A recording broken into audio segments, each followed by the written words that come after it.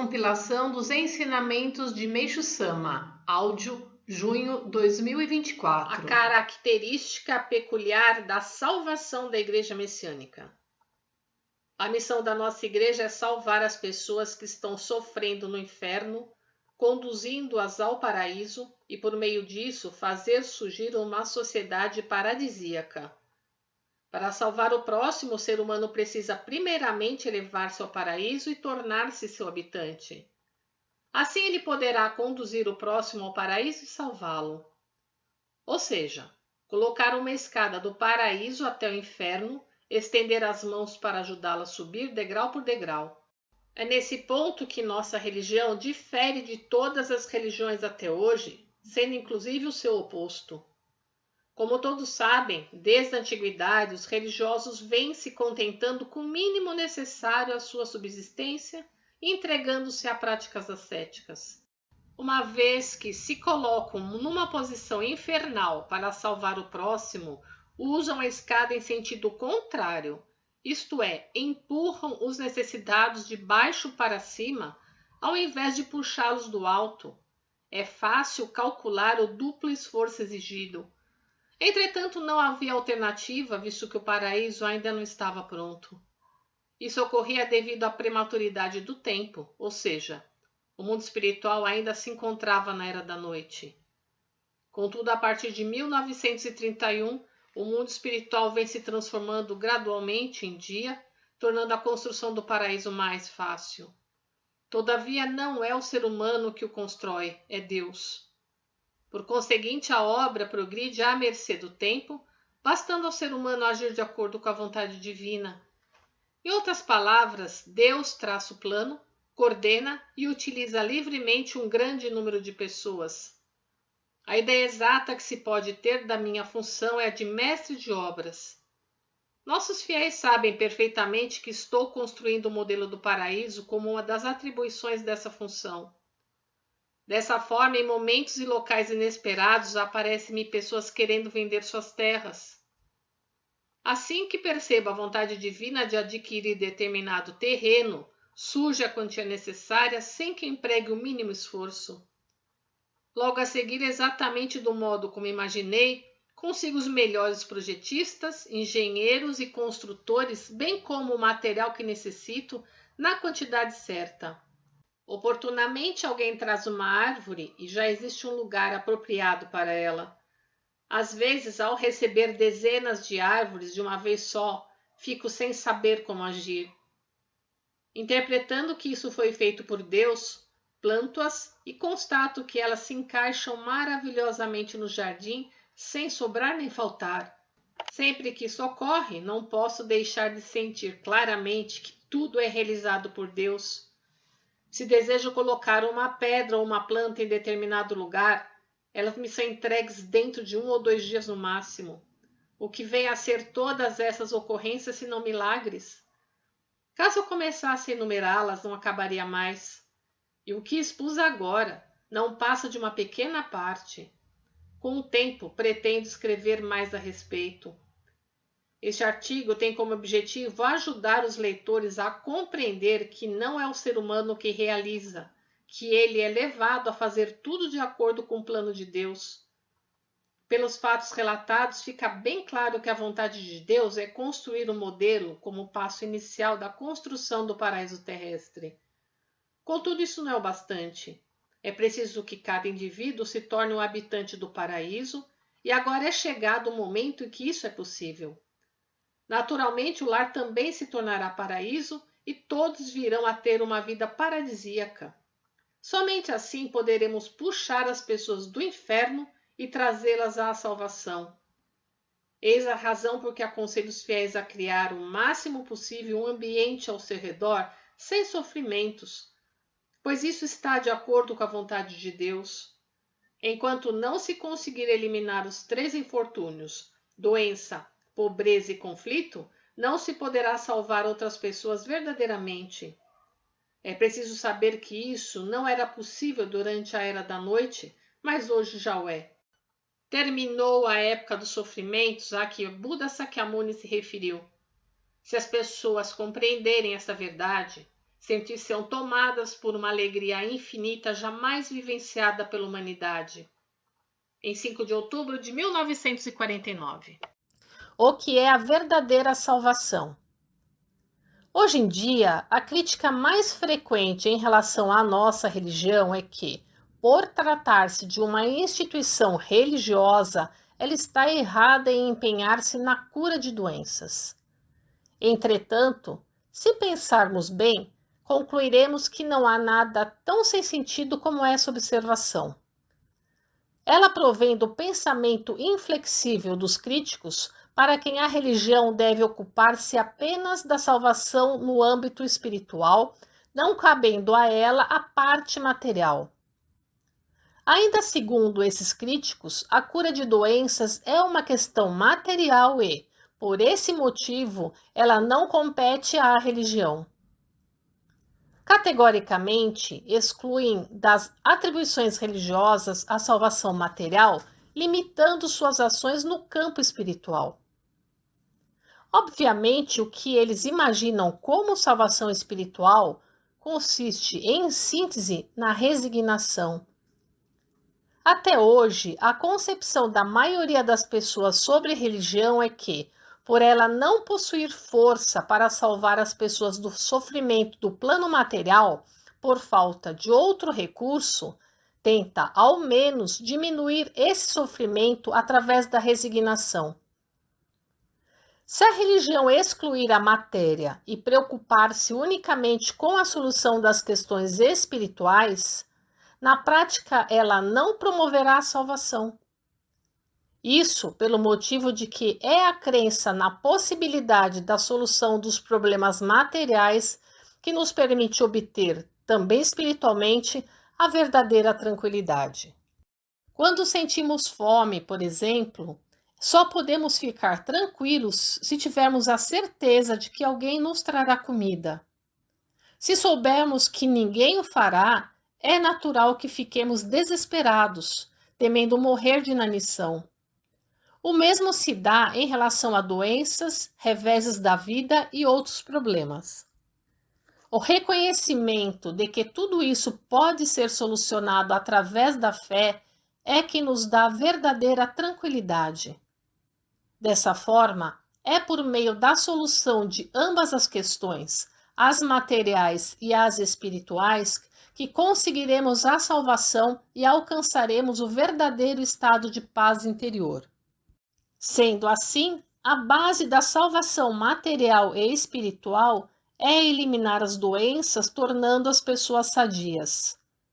Isso porque, por maior que seja a nossa fortuna, ou a fartura de alimentos saborosos provenientes do mar e da terra em nossas refeições, por mais honrarias e status que tenhamos, nada disso terá sentido se estivermos sofrendo com doenças. Por conseguinte, a primeira condição para a salvação da humanidade é, antes de mais nada, alcançar a saúde. Por essa ser a base da salvação, nossa religião tem como meta indivíduos e sociedades livres de doenças. Em 24 de dezembro de 1949. Ultra-religião. A maioria das pessoas toma por um sonho descabido o objetivo da nossa igreja: construir um mundo sem doença, pobreza e conflito, ou seja, o paraíso terrestre. Jesus Cristo anunciou que a chegada do reino dos céus estava próxima, mas não disse que iria construí-lo. Buda Sakyamuni afirmou: após a destruição da lei búdica, surgirá o mundo de Miroku. Não declarou que esse mundo estivesse iminente. Ao contrário, ele estaria infinitamente longe, 5.670.000.000 de anos. Os seguidores do judaísmo oram pela vinda do Messias, mas não sabem quando isso ocorrerá.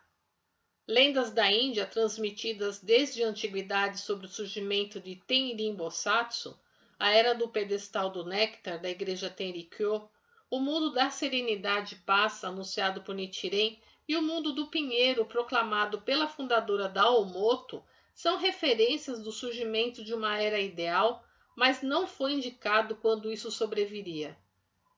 Devemos pensar profundamente no porquê de ninguém ter mencionado a época em que esse mundo seria concretizado.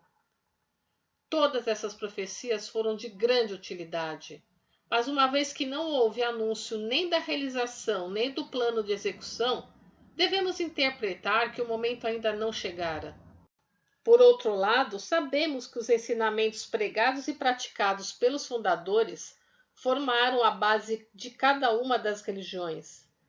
Naturalmente, cada fundador criou e divulgou suas doutrinas, formas e métodos adequados aos seus diferentes povos e países.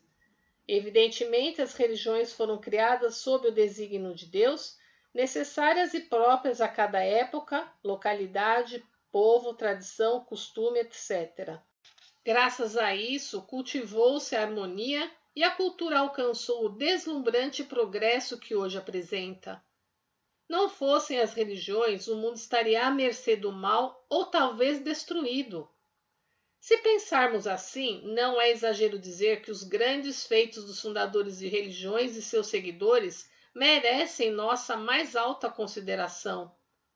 Embora as religiões até hoje existentes tenham conseguido fazer com que se evitasse a destruição do mundo, permanece a dúvida.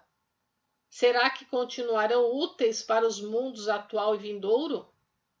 Uma vez que as religiões tradicionais não têm sequer força para salvar o mundo de hoje, fica claro que será impossível conter os sofrimentos infernais e muito menos elevá-lo ao estado paradisíaco. De fato, apenas alguns grupos sociais usufruem dos benefícios da magnífica cultura moderna. Podemos apontar como a causa disso a demasiada falta de espírito de harmonia e o incontrolável desejo de conflito.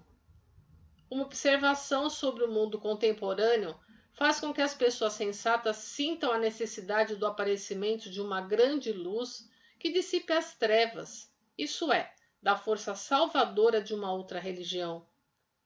Nesse sentido, conscientes de que fomos incumbidos da responsabilidade de atuarmos como uma outra religião, estamos apresentando resultados surpreendentes. Em 30 de janeiro de 1950. Religião viva. Os leitores poderão estranhar quando eu digo que há religiões vivas e mortas. É justamente o que pretendo explicar agora.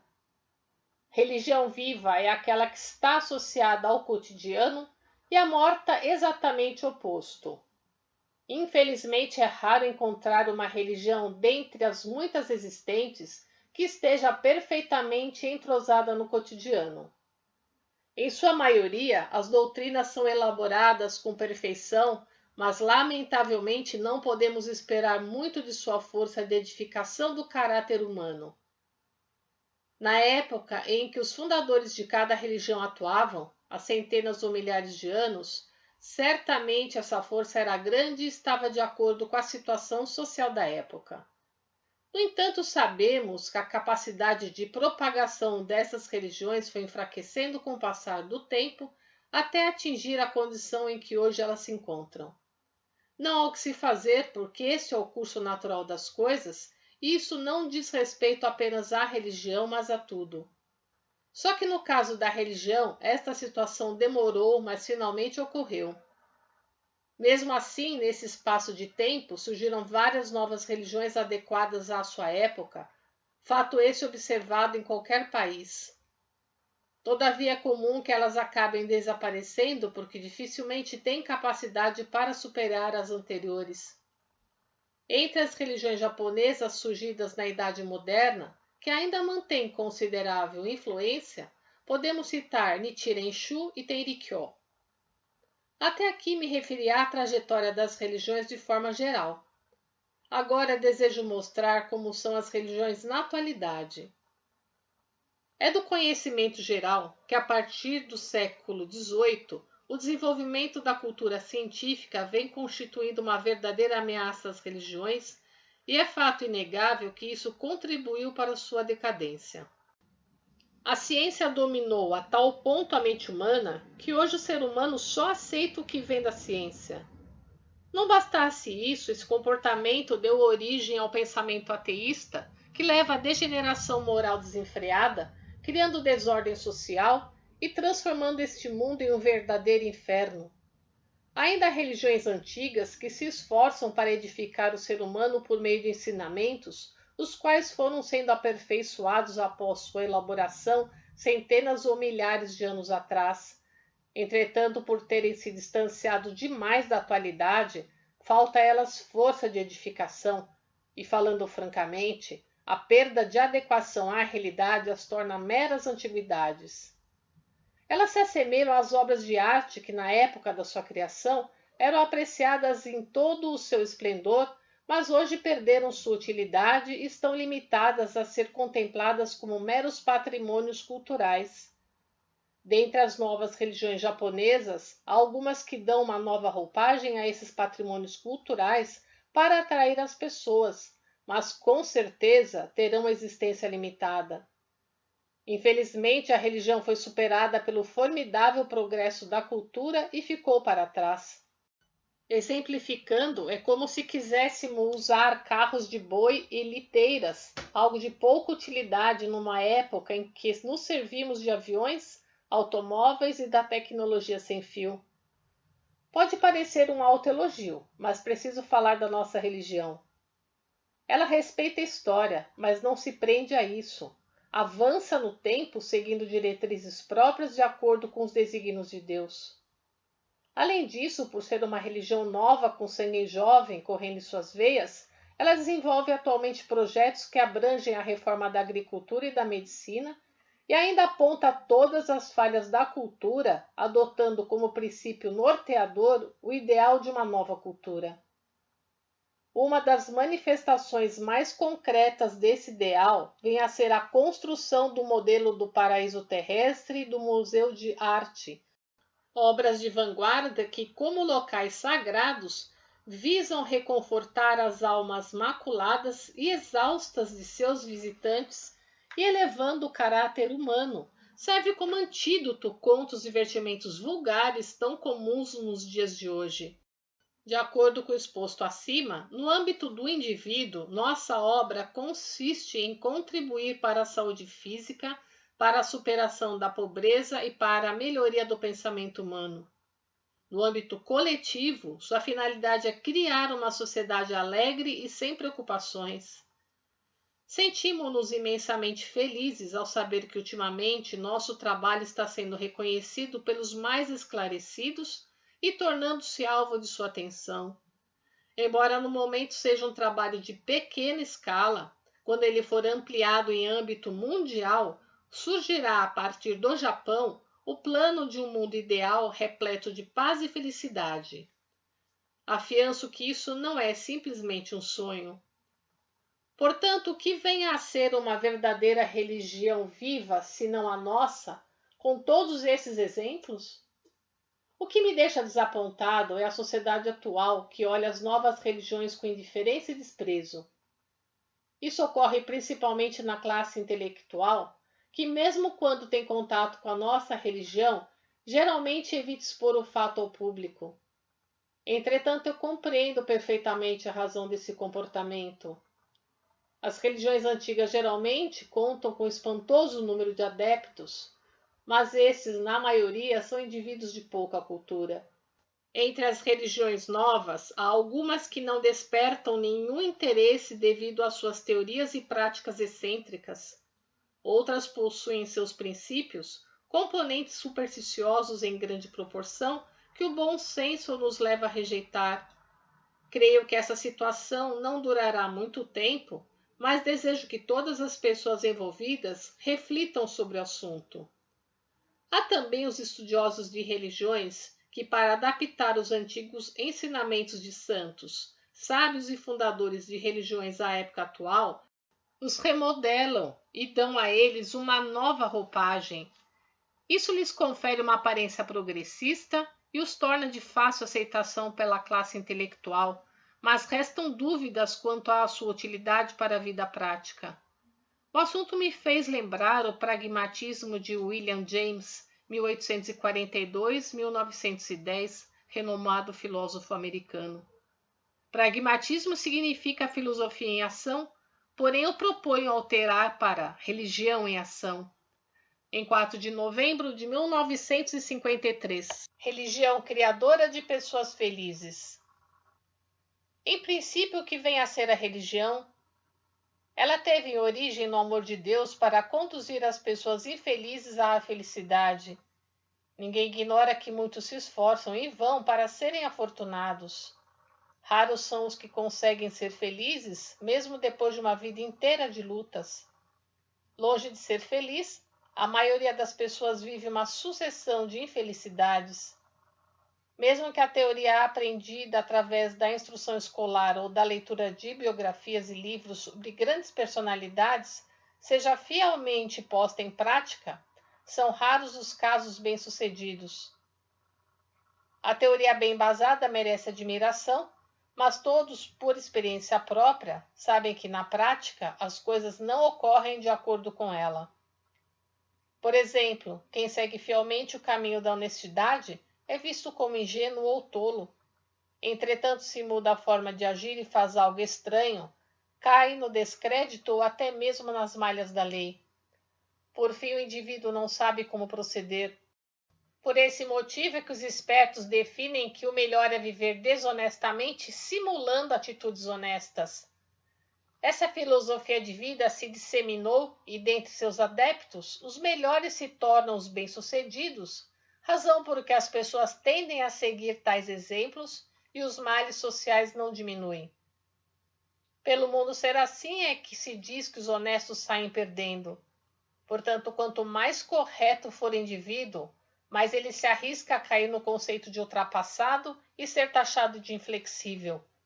Com frequência, observa-se que aqueles que pregam a justiça e a retidão são rejeitados e fracassam na sociedade. É enorme o meu esforço para empunhar a bandeira do senso da justiça e de retidão diante de semelhante mundo. As pessoas em geral veem essa atitude como tolice e devem me achar um indivíduo excêntrico, covarde e sem ambições como qualquer outro religioso. Por tudo isso, no passado, fui alvo de ações judiciais e também jornais e revistas escreveram sobre mim de forma sensacionalista.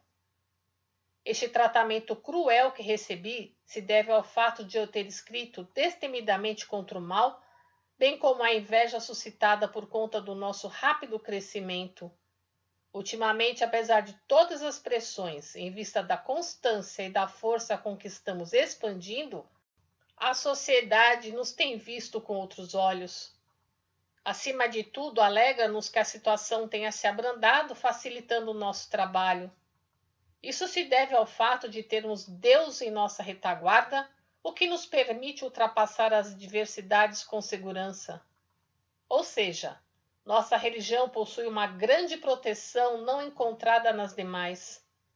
Podemos compreender a respeito disso observando a forma de atuação das religiões de até agora. Em linhas gerais, existem dois tipos. O primeiro é aquele que, reivindicando justiça, segue destemidamente. A religião Hokkekyo de Nichiren é o melhor exemplo disso e, por essa razão, sofreu perseguições atrozes. Em consequência dessas adversidades, enquanto o fundador esteve à frente, não houve uma expansão expressiva. Só após algumas centenas de anos é que ela conseguiu alcançar seu atual prestígio. O segundo, em contrapartida, temendo perseguições, busca caminhos seguros. Então, mesmo que consiga crescer, necessitará de um longo tempo, caso contrário será extinta. É nesse ponto que se encontra a dificuldade. Felizmente, com o advento da democracia, a liberdade religiosa foi estabelecida. Por esse motivo, diferentemente da situação anterior ao término da Segunda Guerra Mundial, agora vivemos uma época abençoada e conseguimos livrar-nos de uma fatal perseguição religiosa. Assim sendo, tendo a retidão e a justiça como princípios norteadores, estou passo a passo eliminando o mal e avançando em direção ao bem. A seguir, tratarei da questão da felicidade do ser humano. Obviamente, é o bem que possibilita a criação da felicidade, sendo desnecessário dizer que, para fazer o bem prevalecer, deve-se ter força suficiente para vencer o mal. Entretanto, até agora, as religiões careciam dessa força. Por conseguinte, não proporcionavam a felicidade verdadeira. Foi a teoria da iluminação do budismo que correspondeu aos anseios do povo, que já tinha desistido da matéria e desejava, ao menos, alcançar a paz espiritual. No cristianismo, por outro lado, pregou-se a resignação por meio da expiação, a exemplo de Jesus Cristo. E a conhecida frase, a qualquer que te ferir na face direita, volta-lhe também a outra. Também se refere ao princípio de não resistência, isto é, ao espírito de derrotismo diante do mal. Como as religiões tradicionais não conseguem vencer o mal em termos materiais, criou-se a teoria da negação das graças recebidas nesta vida.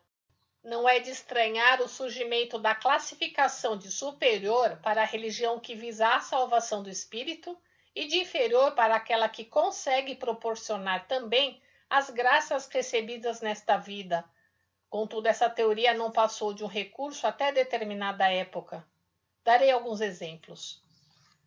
Mesmo torturadas por uma doença prolongada, há pessoas que se dizem satisfeitas, alegando que estão salvas quando, na realidade, estão apenas resignadas, sufocando seus verdadeiros sentimentos. Isso significa enganar a si mesmas. Na realidade, é o restabelecimento da saúde que faz nascer autêntica satisfação.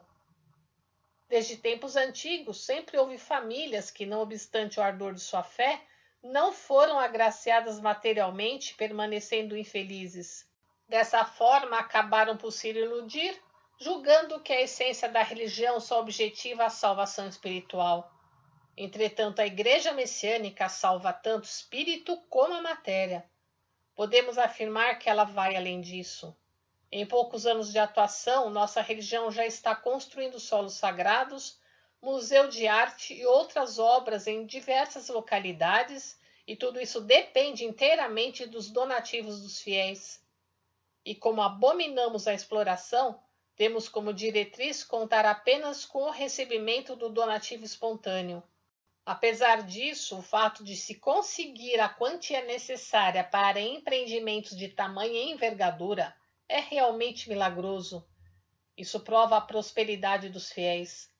Longe de ser temporário, o donativo tende a aumentar, razão porque nunca me preocupei com dinheiro. Tudo é uma questão de época, porque quando as religiões antigas surgiram, elas podiam ser de caráter shōjo, e por esse motivo o fato de seus fundadores levarem uma vida de privações não constituía nenhum problema. Todavia, hoje isso não é viável. Tudo adquiriu caráter universal, de modo que é preciso que nossas atividades sejam de grande porte para salvar a humanidade. Quanto maior essa escala, maior o número de pessoas que serão salvas. Por essa razão, ao tomarem conhecimento dos nossos grandes projetos, com certeza as pessoas mudarão sua visão em relação à nossa religião. Em 10 de junho de 1953. Religião que revela Deus. Na sociedade, quando se fala sobre fé às pessoas que não têm religião, é comum elas reagirem negando a existência das divindades e pedindo que provemos tal existência com toda clareza. Assumem uma atitude pretensamente culta, dizendo não poder perder tempo com superstições. Essa tendência é notadamente acentuada entre as pessoas da classe intelectual. Todavia, não podemos criticá-las porque elas têm suas razões. Sua postura explica-se pelo fato de que muitas das religiões são anticientíficas, sendo raras as que não cheiram a superstição. Muitas não conseguem dar provas claras da existência de Deus, deixando o assunto na obscuridade. Portanto, não é de se estranhar que haja tantas pessoas que não mostrem interesse pela questão da fé. No entanto, nossa religião mostra claramente a quem quer que seja que Deus existe. Todos os que entram em contato com ela sentem-se maravilhados ante a constatação da existência de Deus. A melhor prova está nos inúmeros relatos de milagres e graças alcançados pelos nossos fiéis. Infelizmente, são pouquíssimas as pessoas que creem por meio da simples leitura ou explanação oral desses relatos. A maioria acha-se impedida de aceitar os fatos como realmente são, porque nos analisam sob uma ótica embasada em crenças de nível inferior.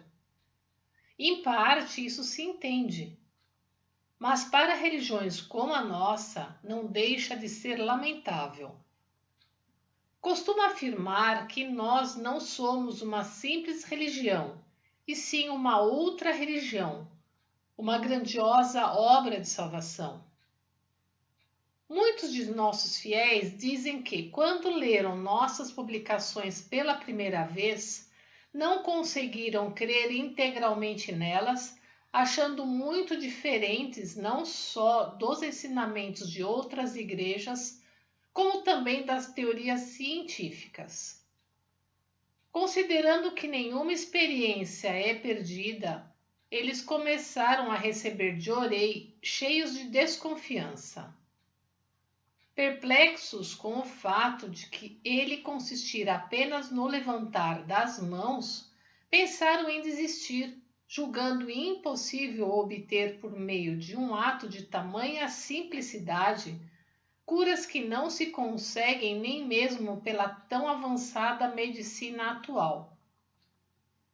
Entretanto, para sua surpresa, sentindo-se mais dispostos no dia seguinte, optaram por persistir um pouco mais e melhoraram rapidamente. Assim, eles ficam mais impressionados do que felizes.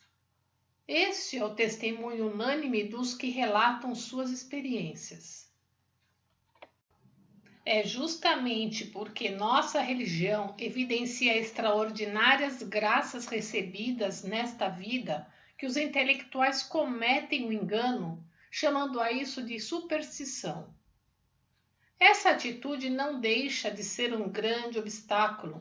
Contudo, existem aqueles que pensam corretamente e se tornam felizes por ingressarem na nossa fé, aceitando plenamente a realidade evidenciada. Tanto os mais intransigentes como os mais devotados à ciência acabam se dando por vencidos diante das provas da existência de Deus apresentada pela nossa religião através de inúmeros milagres nunca antes manifestados. Em 9 de janeiro de 1952, extraído do livro Alicerce do Paraíso, volume 1, página 36. Conheça toda a playlist da arte, da religiosidade e da filosofia. Democratizando a Arte TV no YouTube, o canal do Belo, o canal de todas as artes. Faça a sua dedicação virtual compartilhando os áudios dos ensinamentos de Meixo Sama. Compartilhe o Belo. Eliminação da tragédia. Entre tudo o que há no mundo, o que o ser humano mais abomina é a tragédia. Eliminá-la totalmente é impossível, mas não será tão difícil diminuí-la. Passemos a estudar sua natureza. O fato de a maioria das tragédias ser causada pela doença constitui uma implacável realidade. Entretanto, elas também são geradas pelas questões amorosas e pela desonestidade motivada por interesses materiais. Analisando sua causa, no entanto, percebe-se que todas as tragédias têm sua raiz na enfermidade espiritual. Dizem que uma mente sã habita um corpo são, e isso é verdade. Após longos anos de pesquisa, verifiquei que a paixão desregrada, a imoralidade, a desonestidade, a impaciência, o alcoolismo, a preguiça, a delinquência juvenil e outros desvios de comportamento estão quase sempre presentes em físicos doentes. Infelizmente, nem mesmo apelando para a medicina ou para outros meios, ainda não se descobriram métodos eficientes para curar as doenças e restabelecer a saúde física e espiritual. Ainda que se tivesse detectada a causa, não existia ainda uma forma para resolver de fato o problema. Houve quem se orgulhasse dizendo ter descoberto a origem delas e de seus tratamentos. Contudo, frequentemente esses tratamentos caem em desuso, pois seus efeitos não são senão temporários. Casos assim ocorreram com frequência. É realmente desolador. Todavia, em nossas publicações encontramos muitos relatos de curas de doenças consideradas gravíssimas, e a alegria e a gratidão expressas nesses relatos nos comovem até as lágrimas. Conforme pudemos observar, a verdadeira solução das doenças e de outras desgraças depende do surgimento de uma força invisível, e só aos que a experimentarem é dado reconhecer quão incomensurável é a força de Deus. Os homens modernos não se deixam convencer senão através da realidade ou de provas. Portanto, sem apresentar resultados concretos, é inútil tentar guiá-los à fé por meio de princípios bem elaborados. Para eles, a salvação da humanidade e o incremento do bem-estar da sociedade não passam de um sonho. A essência da verdadeira fé consiste em mover o que é visível pela ação de um poder invisível. Esta força está sendo manifestada pela nossa Igreja e, por essa razão, creio eu, poderíamos dizer que ela é a religião do poder. As religiões tradicionais, em sua maioria, se fundamentam nos ensinamentos, o que faz com que busquem despertar a alma de seus fiéis de fora para dentro. Todavia, o ato purificador empregado pela nossa Igreja, o Jorei, projeta a luz espiritual diretamente na alma, despertando-a instantaneamente. Isto é, ele transforma a pessoa sem intervenção humana, deixando as pregações para segundo plano. Buda Sakyamuni afirmou que todos têm a essência de Buda em seu interior, e aqueles que atingirem essa compreensão tornam-se Bosatsu, isto é, realmente verdade. Nessa linha de raciocínio, aqueles que ingressam em nossa religião em curto espaço de tempo vão galgando níveis de iluminação mais elevados até atingirem a suprema iluminação. Além de não precisar preocupar-se com as próprias tragédias, tornam-se qualificados para eliminar as tragédias alheias. Em 11 de junho de 1949. Compartilhe os ensinamentos de Meishu Sama.